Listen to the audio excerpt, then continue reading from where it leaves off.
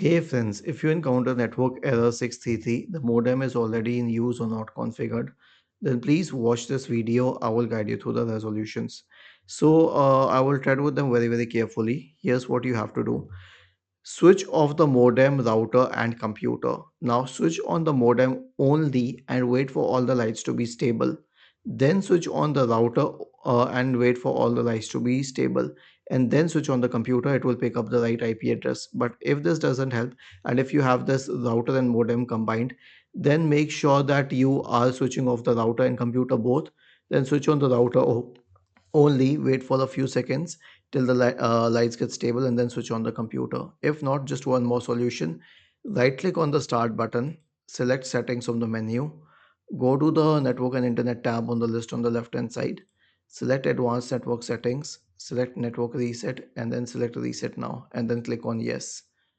Was this helpful? If yes, then please subscribe to the channel, and if not, then let us know in the comment section of the video on how we could help you further.